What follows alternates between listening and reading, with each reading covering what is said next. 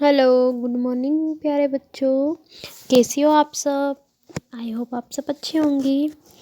चलो, हमने व्याकरण में बहुत कुछ सीख लिया है और हमारे पाठ भी कंप्लीट लगभग हो गए हैं ना।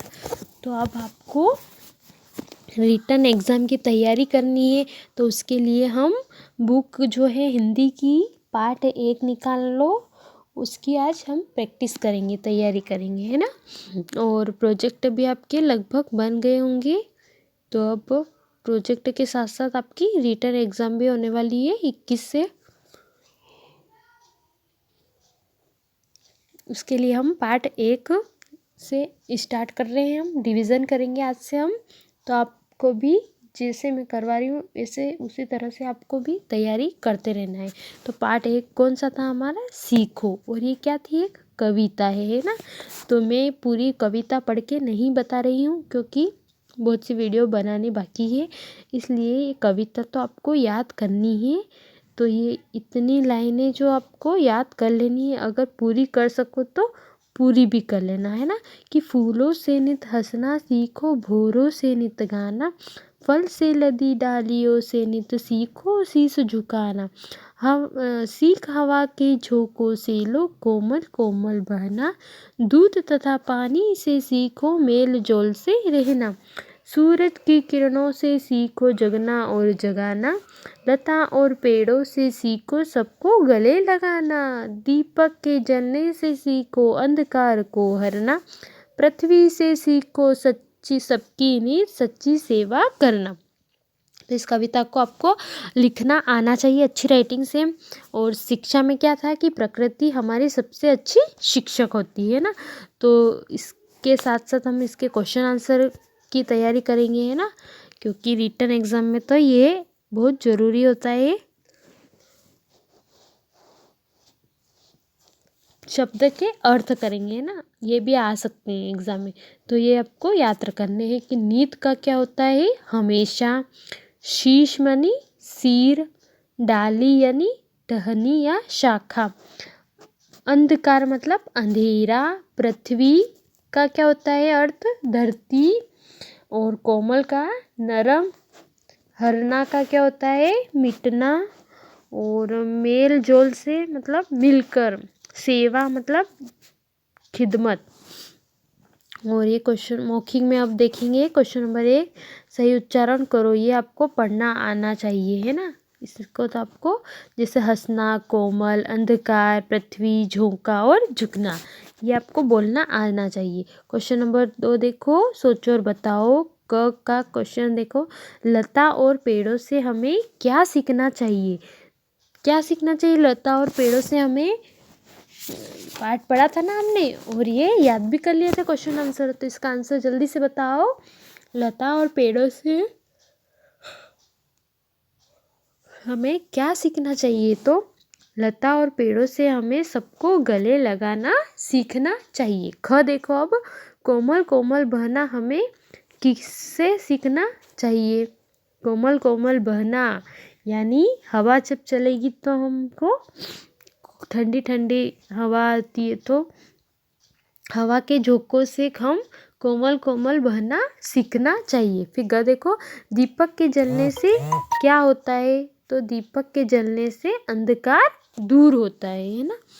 तो ये आपको याद होने चाहिए क्वेश्चन आंसर। अब लिखित में देखो, समान अर्थ वाले शब्दों को समानार्थक या पर्यायवाची शब्द कहते हैं। जैसे जल, जल का क्या होता है समान अर्थ?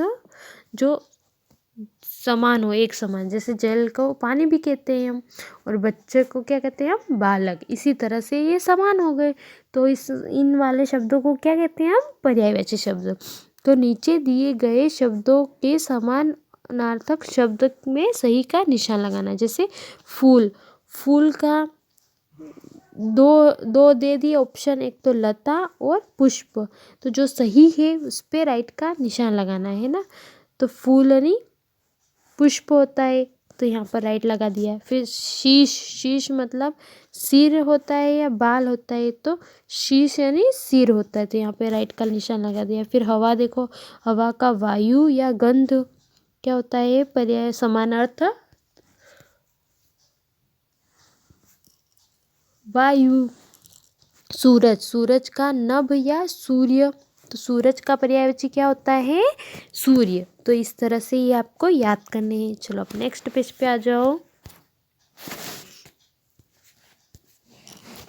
जो शब्द एक के बारे में बताएं, वह एक वचन। जो शब्द एक से अधिक के बारे में बताए उनको क्या कहते हैं हम? बहुवचन। जैसे लड़का एक वचन और लड़के बहुवचन, हमने व्याकरण में कर रखा है और अच्छे से समझा भी दिया था मैंने, तो आई थिंक आपको ये जल्दी से आ जाएंगे समझ में। जैसे दिए गए शब्दों के बहुवचन रूप छांटकर लिखो, तो यहाँ पर इसमें से छाट कर लिखना था।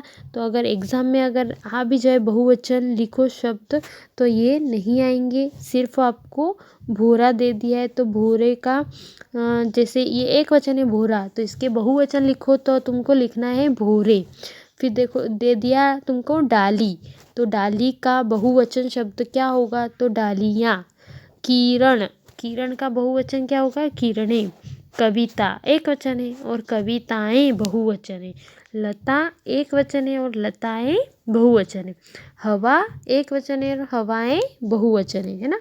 तो ये आपको याद करना है। फिर देखो मिलने जुलते शब्दों का समान लय वाले शब्द कहते हैं, जैसे फूल और धूल। अब आप समान लय वाले शब्दों का मिलान करो, जैसे नीत, नीत का हित, क्योंकि इसमें भी छोटी की मात्रा है और इसमें भी, और पीछे त आ रहा है। फिर देखो बहना, बहना का क्या हो रहा है? रहना, है ना, रहना आ गया। फिर देखो हरना, हरना का क्या है? करना।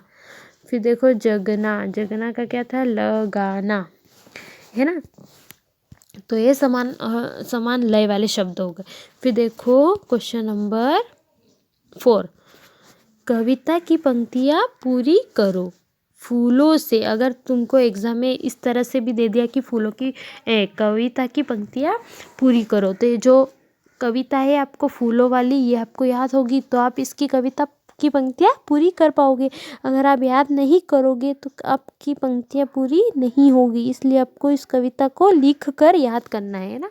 तो फूलों से नित हंसना सीखो, भोरों से नित गाना, फल से लदी डालियों से नित सीखो शीश झुकाना, है ना। ये याद थी तो हमने लिख दिया। अब क्वेश्चन नंबर 5 देखो, दिए गए प्रश्नों के उत्तर में सही का निशान लगाओ। जैसे यहाँ पे क है, क्या है? हमें भोरों से क्या सीखना चाहिए? 3 ऑप्शन दे रखे हैं, हंसना, गाना और झुकना।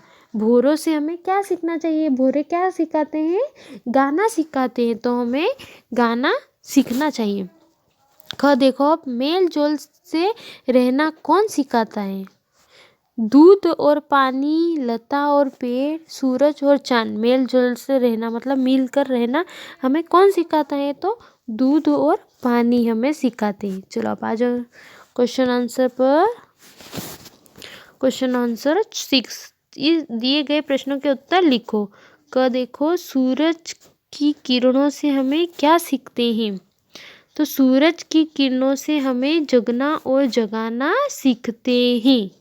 तो इसका आंसर आपको याद होना चाहिए, क्वेश्चन आंसर ही ये भी आ सकते हैं। ख देखो, कवि पृथ्वी से क्या सीखने की बात कह रहे हैं?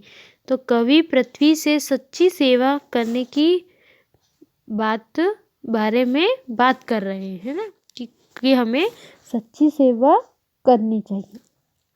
अब देखो, ये तो हमें नहीं करना है, इसकी प्रैक्टिस तो हमें नहीं करना है, क्योंकि ये तो हमें बताने के लिए, और इसमें जो कविता है उसको याद करना है। और फिर एक चार्ट पेपर पर सूरज, फूल, लता, ये आपने करा होगा आई होप, है ना। तो अब पार्ट 1 तो हमने कंप्लीट प्रैक्टिस कर लिए, तो इसको आपको याद करने हैं क्वेश्चन आंसर, है ना। एक बार आप याद करोगे तो हो जाएंगे, और एक बार इनके क्वेश्चन आंसर भी आप बिना देखे लिखने की प्रैक्टिस करना है ना। चलो ठीक है, थैंक यू, बाय।